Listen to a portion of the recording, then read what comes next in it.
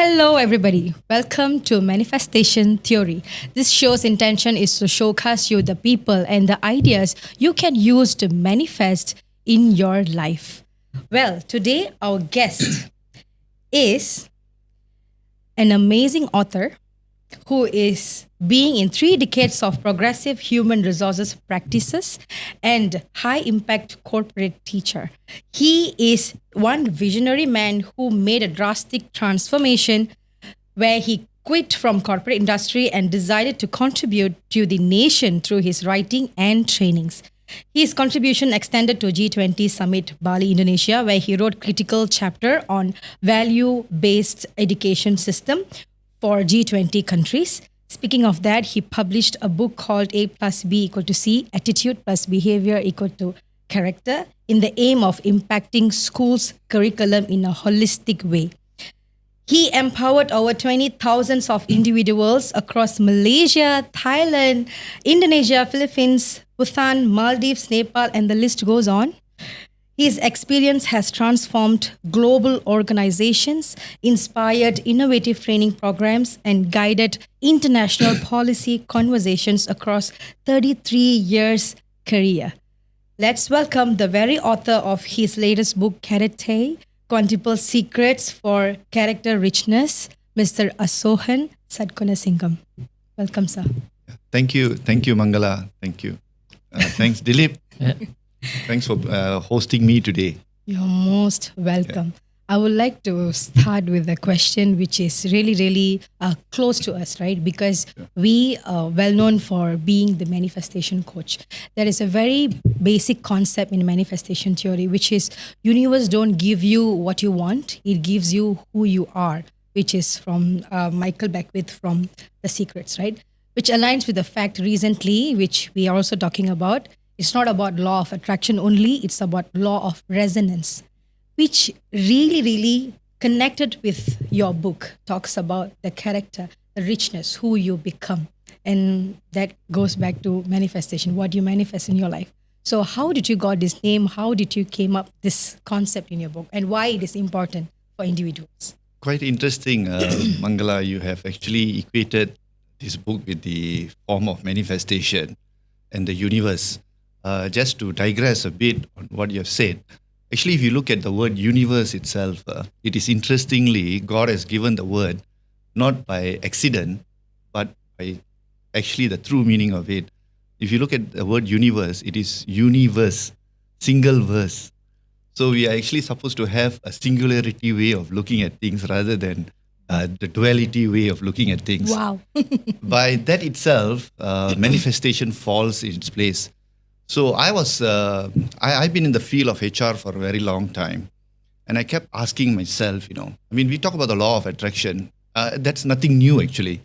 The law has been here all the while. Whether we are here or not, the law has been there. Exactly. So the question is, how do you attract? How do you manifest? Actually, the whole thing lies in ourselves. We have learned, I come from a very strong background of being a Hindu and a practicing Hindu. And I always believe that the issue lies in ourselves to understand who we are actually.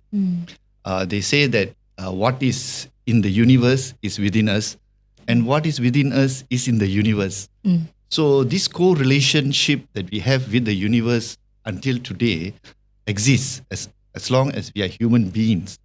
The thing that we need to realize and introspect further is the word being. Many of us are not being as humans today. And I see that there is a huge discontent, a huge disparity here. And I felt that everything falls in one word we call character. And I think we have lost this character because it's through character, as you expand the word, you look at it as characteristics. So we all have characteristics. In Bahasa Malaysia, we call it ciri-ciri.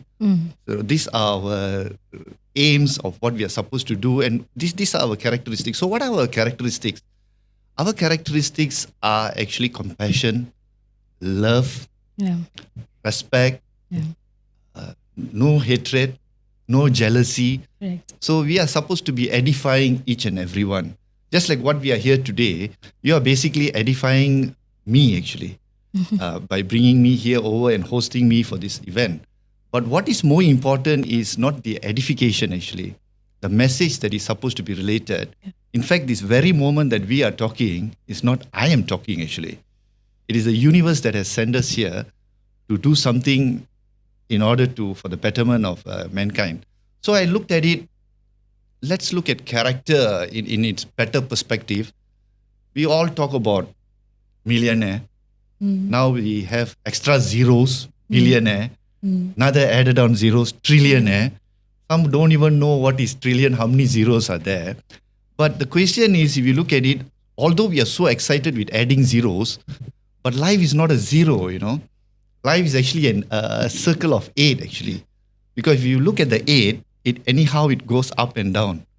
But the best part about the 8 is if you turn the 8 the other way down, it's infinite. It's infinite. And you wouldn't know that our manifestation theory logo is infinite. Infinite. Okay. So that's our logo, actually. So that's the beauty and magic of manifestation, right? So where we don't really of course you will have a vision, but you don't have any plans to do it, but then it will align. Right. Yeah. That's the beauty of manifestation, right? So which goes back to the point where you have mentioned about being.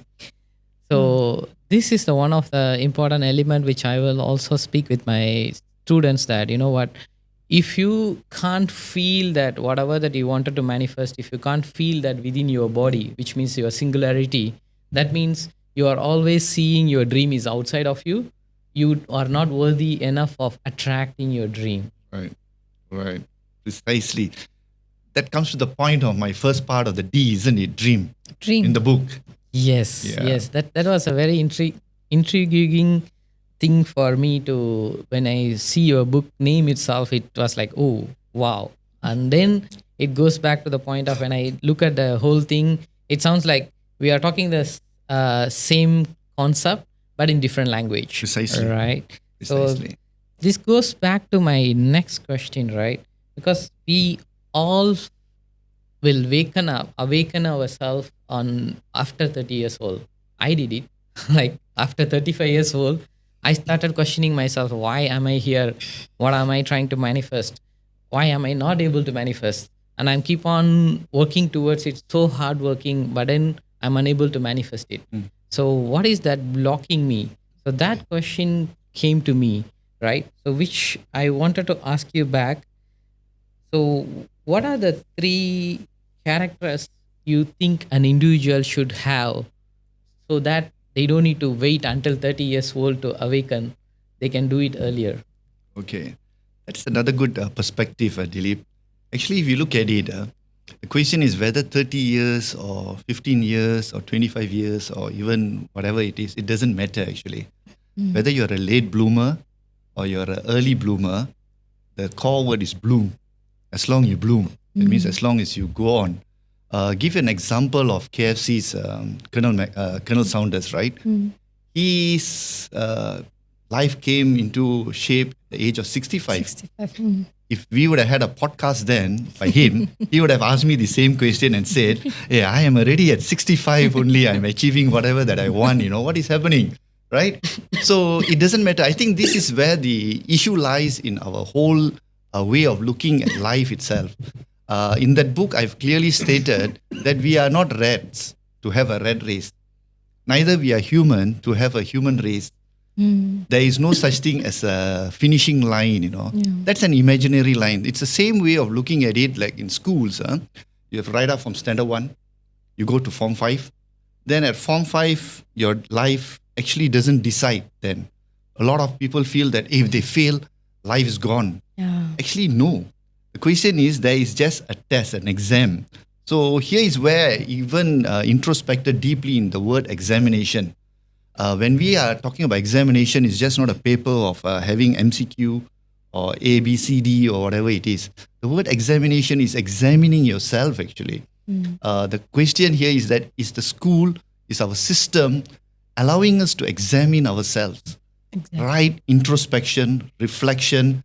And then from that reflection, we'll be able to deflect further in order to move our life in a different trajectory all in. Wow. Yeah. So I think this is the issue that we have. Many parents or whoever they are, we are all running around without taking stock in our life. So if you look at the book, the cover of the book itself, they always say, don't judge the book by its cover. But for once, you can actually judge the book by its cover. You can see the book is a lion in a very meditative pose. It's just not a lion, but lion in a human form. It's just telling you that it's you. It's you. You know, you have to start taking stock about yourself. So when you understand yourself, then you understand the world better. There is a famous Tamil song, isn't it? I think we spoke about it too, right? Yes. I think during MGR's time. Ah, ah. Unnai arindal, unnai arindal. Yeah. Unnai arindal, isn't That it? was a song my mother sing for me Oh. recently in one of my video, right? Yeah. So Knowing your Small success Whales stories. Galil, that one she was singing for me. Yeah. So it sounds like she was manifesting it for me, and then it did happen, right? So that was the recently she was so happy about one of my client was speaking about how much I'm helping them. So that was the song she sang for me, and then I posted in my video actually. So if you look at the essence of the song, Unnai arindal, that means if you know yourself, if you know yourself, you can actually conquer the world. So the world here is not an external world we are talking about, the world within ourselves. And that is what character is all about. The question is the very conflict that takes place within ourselves. So if you look at it in terms of conflict, I always say the greatest conflict takes in place of the mind. From the right to the left to the center to the back, right? This is where the greatest conflict is. And if you look at many of the scriptures we talked about, you talked about the Bhagavad Gita in terms of the Guru Kshetra, right? They say it is actually within us. That Guru Kshetra, the battlefield is in this mind actually. So if you can get the mind in its right order, then everything moves well. Then we have to look at the next part. The mind is where we have something called IQ now, right? Intelligent quotient. Then we have the other part, which is our self, our emotions and all.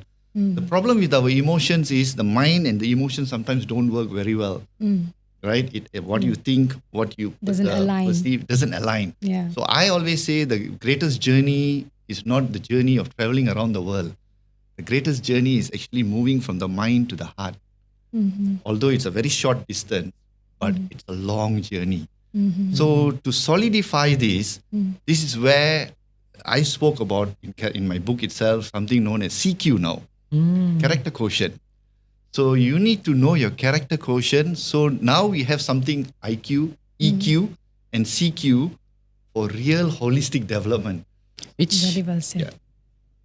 I think which goes back to the point of like we are only talking about mind and heart, but when it comes to characterization, is go below that, which is your base of your grounding energy, where you needed to connect with your like your true essence. What is the purpose you are coming to the world? So you needed to Earthly ground beings. yourself as an earthly being, right? Yeah. So what do we see these days is that we always live in our mind. We don't connect with our heart because we are unable to connect with our heart, but we are still connecting with our solar plexus, which is our fake positivity. Yeah. And that leads that we are having a disconnect with our sacral chakra, which is that who you are.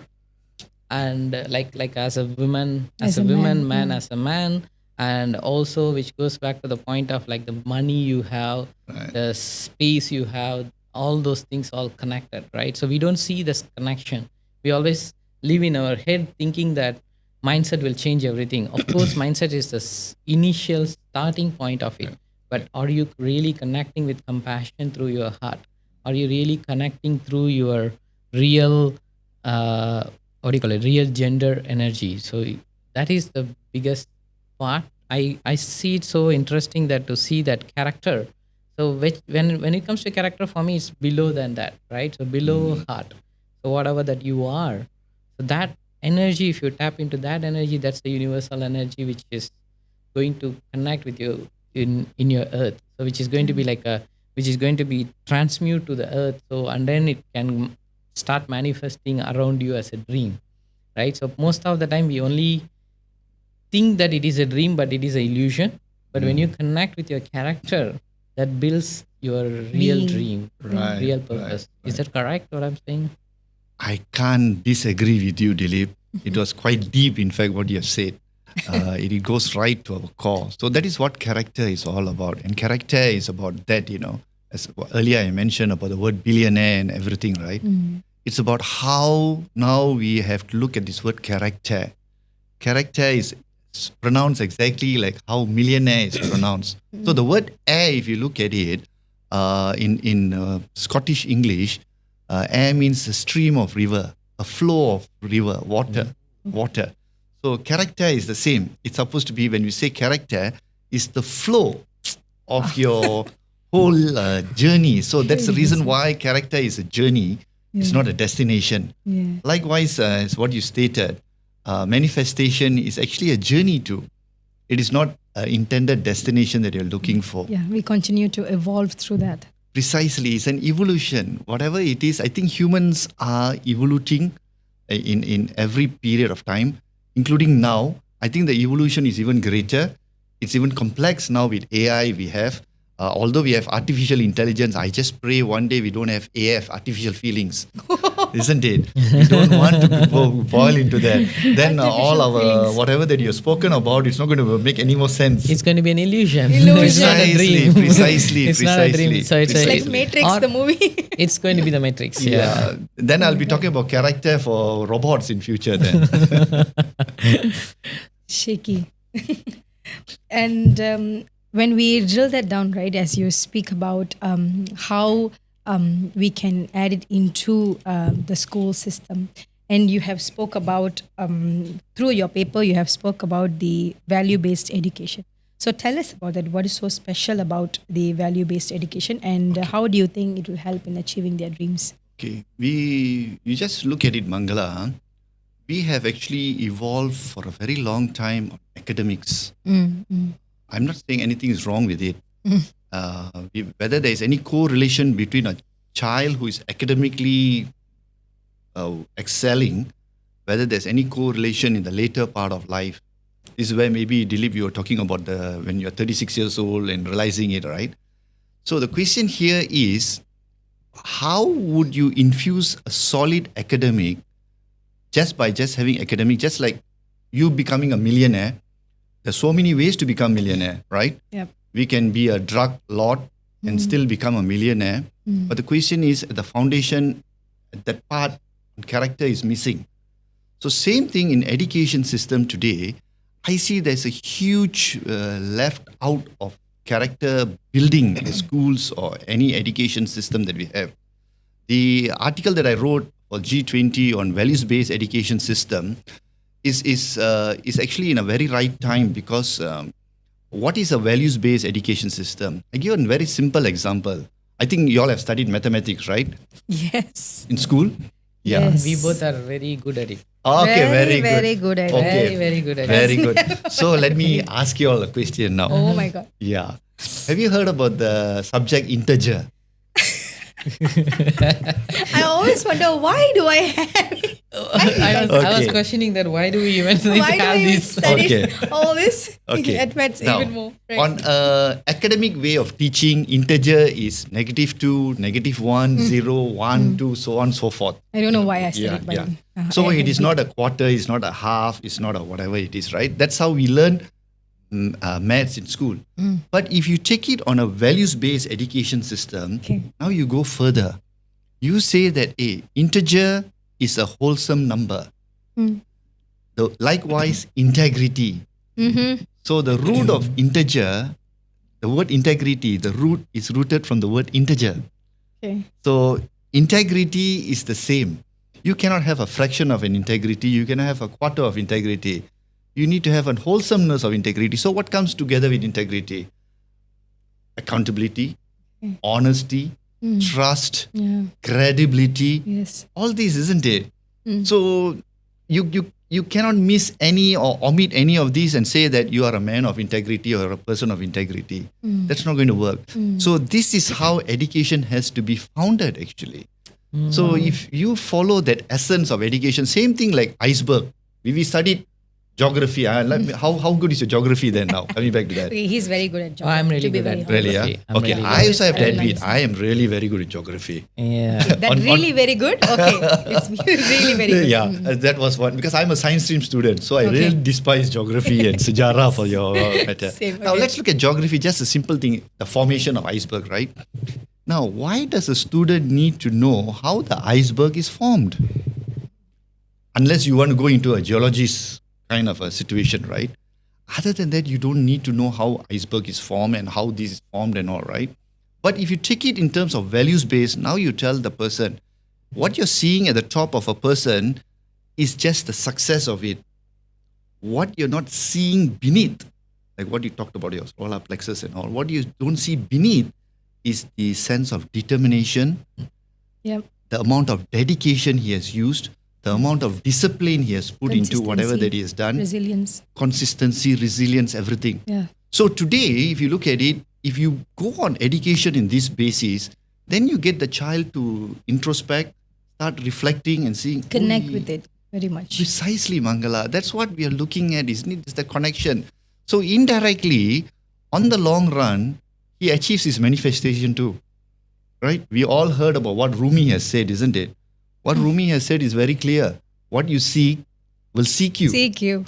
Obviously. Isn't it? That's a beautiful quote which kind of transformed my life because like you mentioned that I was into the competitive world where I was always thinking that I'm not good enough because I always see my resume based on the traditional education system, not on value-based education system. That quote made me to think what is the value I want in my life. That shifted my perspective, and then when I go back to my resume, what I did is like I started seeing what are the values I have given to the organization. So I started, even though most of the time in my organization have failed, but then I saw what is the value I brought to that organization, right? Which give me a total different perspective. And also when I see that in your words, it made me so resonating with it because value is something which we don't really teach people. Whereas if you see these days, we are always coming from a place of a rat race, which is a competition. And our parents and teachers also teaching how to people please. And instead of having a collaborative approach, we are always coming from a place of competition or people pleasing, right? Right. So what do you think this will impact in people's character, and through the competition and people pleasing, what is that you think it will manifest into their individuals? That's a good question, Dilip. Now let's take this further. The word collaboration actually in Bahasa is usaha sama. It's supposed to be bersama-sama usaha, right? So this is collaboration. So when you talk about collaboration, that's what we are, isn't it? We are supposed to collaborate with our own strengths. Yeah. So when you look at yourself as your own character, you have your own character, you have your own character, I have my own character. But it is in this character that brings us together. How do we do that? Now, if you want to achieve true collaboration, is to understand our own character strengths and grow with it. I give you a very classic example. Just say, Dilip, your character strength, your strength is on honesty. Mangala, you too, honesty. I also believe in honesty a lot. That is my strength, right? So if we three are honest, it's given. So just say we decide to collaborate. We won't have this issue of, hey, is Dilip going to think something else on what in our collaboration? Does he have a, in Bahasa Malaysia, they say, udang di sebalik batu or udang di sebalik mi or whatever it is, isn't it? It's not going to be that. Then Mangala, you don't have this issue anymore. You know why? It's given. So once we understand the character strengths of each other, then I think it's much easier to work on this collaboration, right? Don't you think that the foundation is right? You won't have this issue anymore. So missing this part on character. So we are not introspecting on character. Exactly. This is the missing link. Yep. That's why we also ask about how does our values aligning, how does our vision aligning, and then we are like building a strong foundation towards our vision, actually. Correct. Correct. Beautifully said. Yep. So that goes back to the point where you have mentioned about like now it goes back to the point from the character, it's going back to the relationship, right? So we have seen there are like in the relationship we needed to have a commitment, we needed to have a vision together, and the intimacy part is so important, right? And also these three all need to work together. You cannot be like disconnecting each other, No. right? So which comes to the point, why do you think relationship is important in terms of like growing in your manifestation journey? Okay, let's look at the word relationship itself. Let's look at the beginning of the word relation. When you break it further, it's rely, isn't it? So the question is, you're not supposed to lie, you're supposed to rely. Rely. So when you rely on a relationship, then it becomes much stronger. So how is this reliance coming about? This is where we need to further introspect. How is reliance coming about? So example, the first thing we take about trust.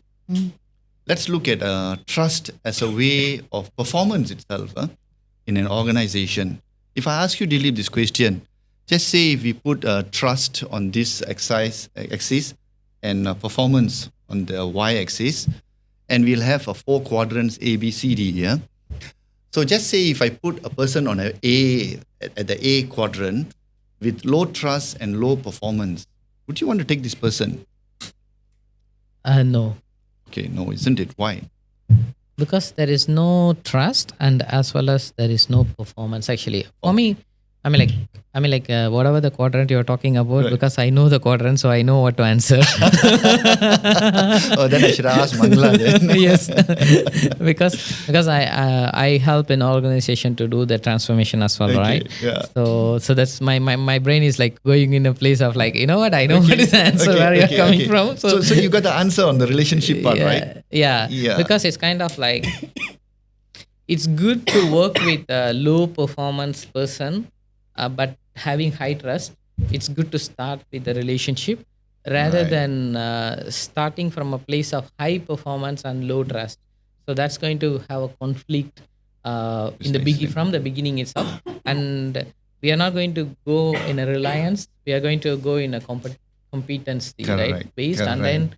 then there will not be any idea sharing or even the capacity sharing. Yeah, that I agree with you. So if you look at it in terms of collaboration and all, I think the best model to explain this would be Thomas Kilmann's conflict mode, right? If you look at it, the highest part of the avoiding conflict is collaboration. So if we can collaborate, then we can basically achieve what we want. We don't want to move into an avoidance situation or even competing with each other, right? What we want is to accommodate or in the sense that even to collaborate in that sense. I think that's what we are looking at, or compromising to a certain extent. Won't you agree? Yes, actually, the part of the compromising, which again goes back to the part of people pleasing, which I have mentioned earlier, right? So this has become a part of our life these days. We tend to have a people pleasing lifestyle, right? So this goes back to the part these days, especially the reliance part, which you have mentioned. This reliance is very important for a manifestation as well, Right. and especially for a woman to have that kind of connectedness with the partner, to rely, to trust the partner, Precisely.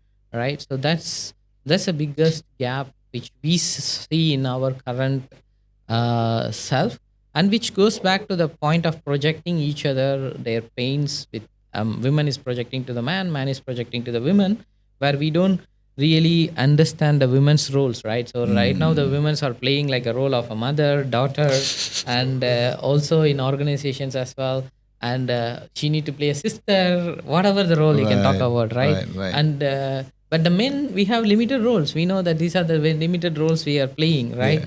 So how do you think this is going to help, and what are the things people should be aware of in their character when it comes to this kind of?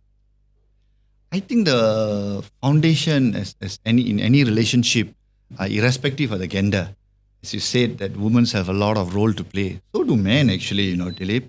We play multiple roles in whatever it is. Now that you're married and all, the role changes further, right? So it is irrespective whether you're a male or a female. But what is more important in this core is how do we really appreciate each other's relationship? I think the issue is that number one is we don't take each other for granted, right? That becomes very clear that we respect. So when you talk about character, I think the very important essence, one important value in any relationship building, in terms of reliance of it, is in terms of respecting each other. I think that is core if you look at it. So in my book on character, I have spoken about all these values that you're talking about, which you're mentioning also, in very depth, in a structured manner. It is through the 5Ds, to the constructs that we have put into it, with the 26 constructs we have there, bringing you from dream right up to devotion. I think if you even transform any relationships to devotion, I think then you'll see things transforming in its totality. Today is like how, relationship. What can I get from you? What can I gain from you? It's about an opportunity that you're looking at rather than even building the relationship, right? Very true, because it's kind of like this goes back to the point of like me and Mangala, when we post about I'm talking to my ex. So which goes back to the point, people started saying that, what is the gain for you, Mangala, through this? What is the gain for you, Dilip, through this? So it's more of like coming from a gain perspective, but the compassion part is missing in relationship these days. The compassion of because manifestation comes with, the important part is peace is compassion. We see each other as a human being, is not with a label of that's my ex, that's my previous person who betrayed me. It's not about that. When that person is having some troubles, it's always as a human being, it's our real character. We check on each other. Right, right, right, right. You have actually stated something, Dilip, which started pondering me, way back with the interaction with a friend. I think it's all about in transaction today. I think every relationship becomes very transactional. I had a friend of mine. We went to temple many years ago. As we were going into the temple, suddenly he saw one lady there outside there begging. He said, "Oh my God, Asohan, this lady is spoiling the temple environment outside. How can she beg?" So I said, "What's wrong?" Then I told him, "Never mind, just keep quiet. Let's come, let's pray, and then see. I'll explain to you later." So we finished prayers, so we sat down. Then he said, "Hey, yeah, I remember you told me you wanted to explain to me something. I was talking about the lady outside." I said, "Yeah, oh yeah." I said, "Yeah, what did you say earlier?" He said, "No, I was telling that the lady outside begging is spoiling the environment of the temple." So then I just looked at him and asked, "What were you doing inside the temple all this while?" Then he looked at me and asked, "What are you arriving at?" I said, "What were you asking God?" Same thing, isn't it? Only thing in a different dimension. So while someone is polluting outside the environment, you are also polluting inside that environment, isn't it? So it's all about transaction. So if we go on that basis, we really don't see true relationship flourishing. You look at my parents' time at Dilip. My parents had only one fixed line at home. One fixed line at home, no SMS, no WhatsApp and everything. But they could get along with people and communicate and keep in touch with everybody. Today, we have a handphone close to our heart, close to our hands. We get up with it, we sleep with it. Yet, we are so distant, isn't it? There's no relationship building, right? So, yeah. Okay. So it's a short break because Mangala had her cough. So now we are coming back to the session. So we were talking about relationship. So that's an interesting point you have made about like 5Ds. Can you tell us more about what are those 5Ds? All right. See, in the book Character, the secrets, the quintuple secrets, I call it, for character richness. The first thing is D. The first D is the dream. Then the second one is discipline. The third one is determination, the fourth one is dedication, and the fifth one is devotion. So these are the 5 Ds. Oh, wow. So that goes back to the point of like in manifestation, we used to call it as a devotion. It's more of like a surrendering phase.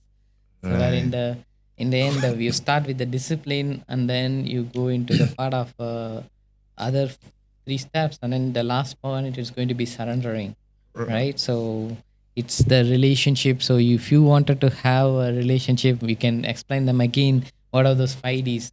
Just quickly, so people can remember that for their relationship. Okay, sure. The first one is the dream.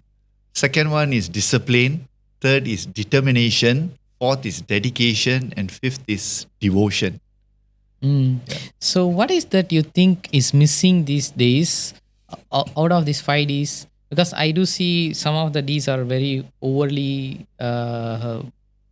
projected, and some of them are like under projected. So what are those 2 things which is lacking, do you feel? Okay, actually, the 5 Ds, actually, if you look at it, what my book says is that in my research, is that you need to have all. It is a process that you need to go through, a process by itself, right up from dream. If you look at it, Dilip, there is a difference between a person who's successful and not successful is because of the very first D itself, which is dream.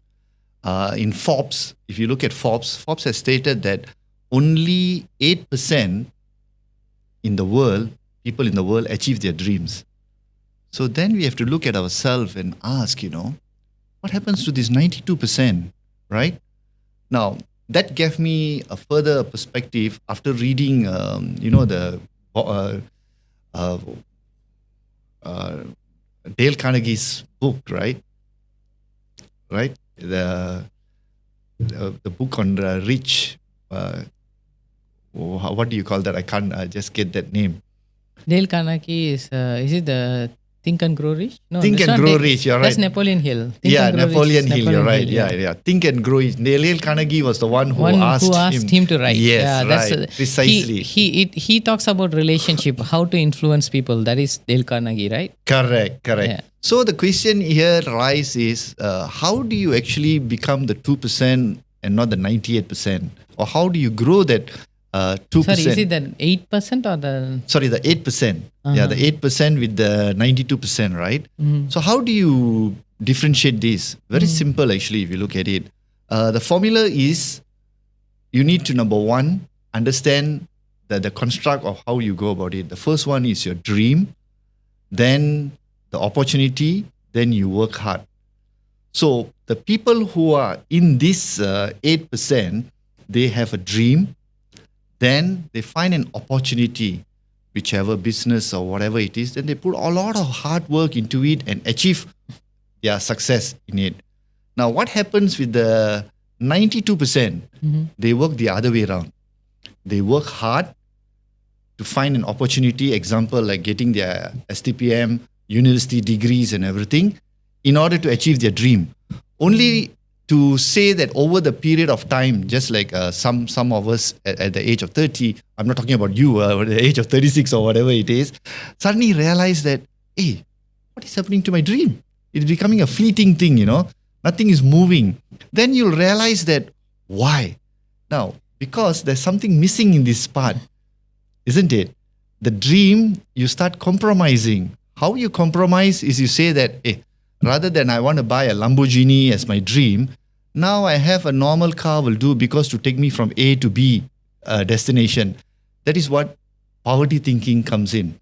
So that makes a lot of difference. So the D is the one that will fuel in whatever that you're doing. And here in the book, I have stated how you build this dream. One is on systemization, creating one, and the other one is the process of also looking at manifestation and aligning your values and everything behind it. Oh, that's interesting part. This goes back to the point, because we are coming from an STPM level, we have been subconsciously inbuilt saying that you needed to work hard in order for you to achieve your dream. That goes back into the relationship as well. So everyone these days is asking that, you know what, my boyfriend is not putting effort. Right. So if he's not putting effort, which means in their lenses they are seeing the effort. They're not seeing what is the effort he is making outside the world Precisely. and also inside the house. Right. Or it could be a husband and wife conversation as well, right? So it's what is the effort we are putting outside and inside. So which is the part which is missing in this D actually. The part on the D that is missing is the word work hard. We always feel that we need to work smart nowadays. Everyone uses this word. No, hey, don't work hard, work smart. I feel that we should actually blend it together. We should smartly work hard. That should be the way. So we should actually, when we talk about relationship or even our performance, even our career, even our growth, we need to work hard. There is no easy way out in this part of it, because if you don't put the effort, you don't get the reward. Yeah, but I would say that you should work with flow. You can work hard with the flow actually. Work hard with the flow. So Yeah. when you're working hard, sometimes the flow may not happen because we don't really pause and look at our dream.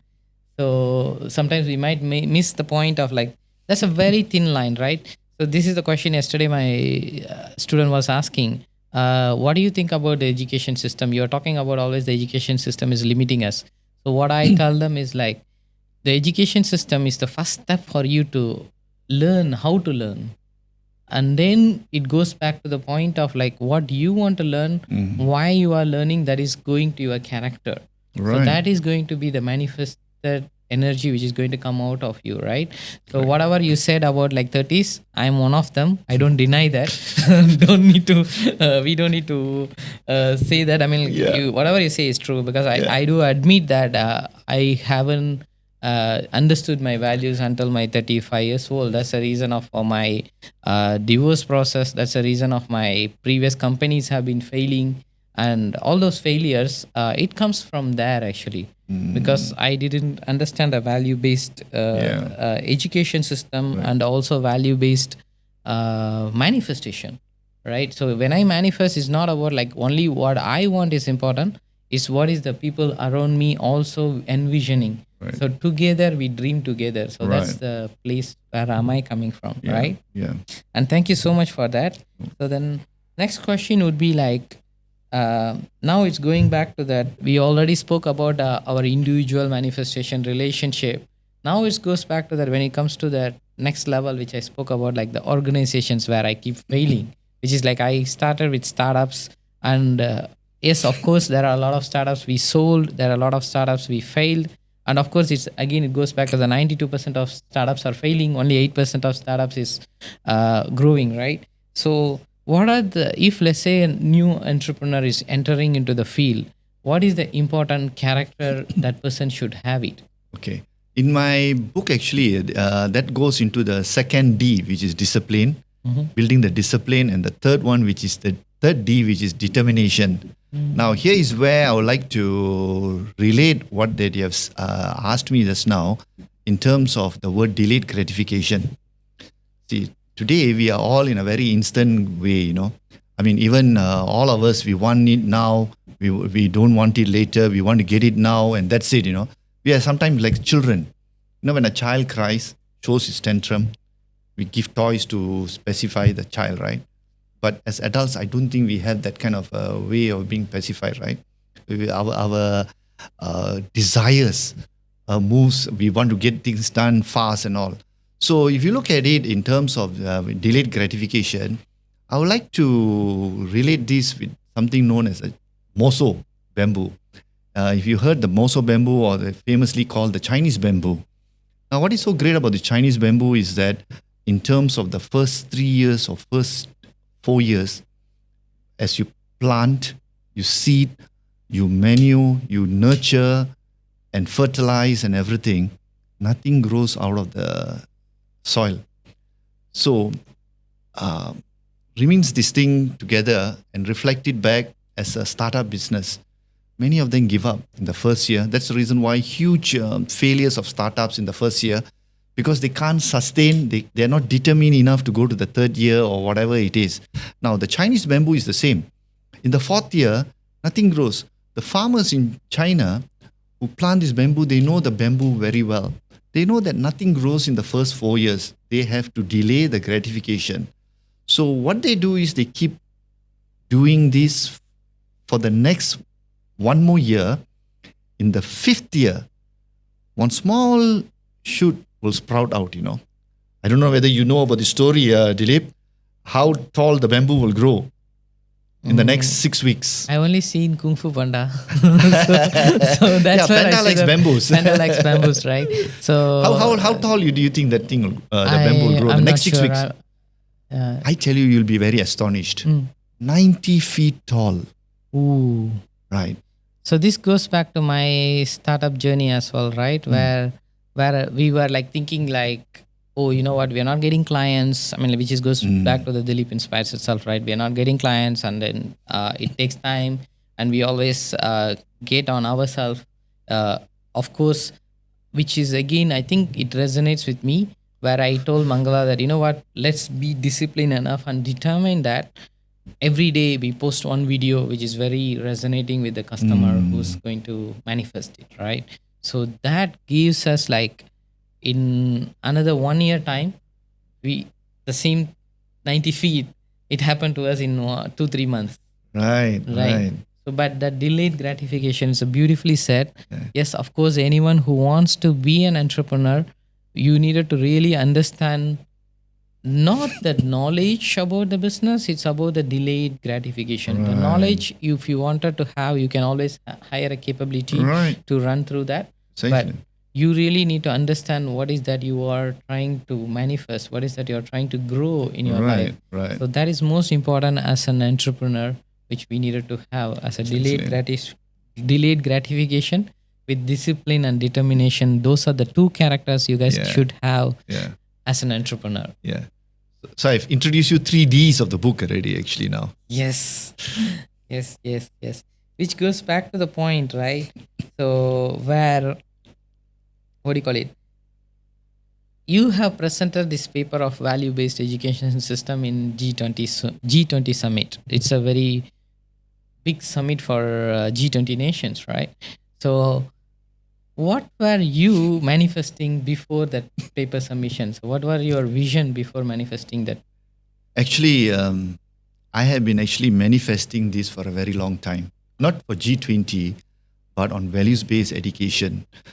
Just to go back further, when I wrote my first book in 2014, A plus B equals to C, attitude plus behavior equals to character. Now, that book was actually my 21 years then in the corporate world. I have seen these issues in terms of lateness, tardiness. Until today, you believe it or not, Dilip, we still have this AWOL in corporate, absent without leave. Can you believe it? And it's the same thing that we have in schools, isn't it? Child don't come and that's it. Or ponteng sekolah and all these things, right? Tuang sekolah and all this stuff will come in. So I realized that the same problem that is manifesting in the corporate is also manifesting in the schools, actually. So if you can root whatever problems that is in schools and resolve it there, then in future, in corporate, you'll see through productivity without any man-days loss or man-hours loss and all, right? So this is where the issue came, and I said, okay, let me give it back to the schools. And I wrote the book for students to develop their attitude, behavior, and character. Then I went on in 2017, I co-authored another book called Are You the Missing Piece? And in 2018, when the government was changed, when you had Pakatan Harapan, can you remember? I wrote a paper to Tun Dr. Mahathir on cherishing our values, as a nation which is so diverse and all. We have about 40 over ethnicities in this country. How to bring everyone together. And I felt that the only way we can bring everyone is through something called national values.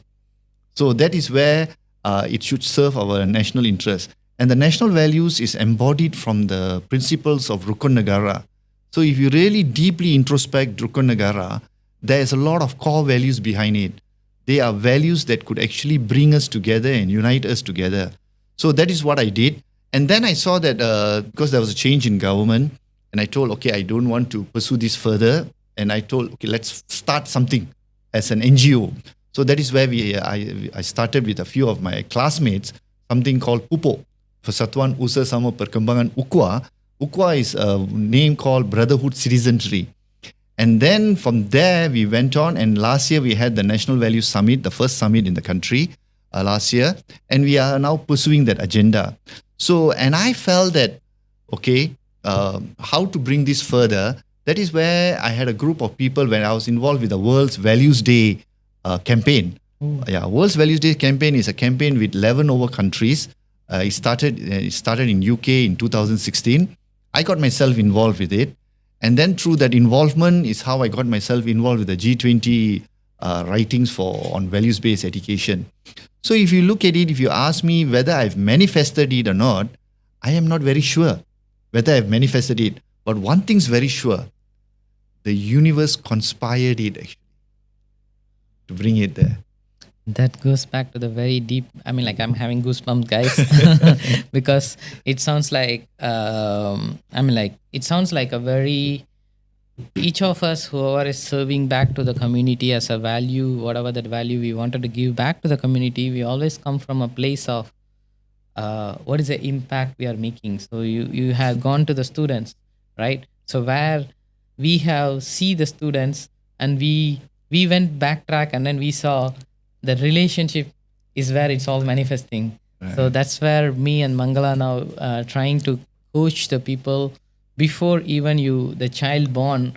How do we manifest the dream before even the child is born? I mean, like how do we co-create the character within each of us? So which is going to manifest a child, which is when a child is in the womb.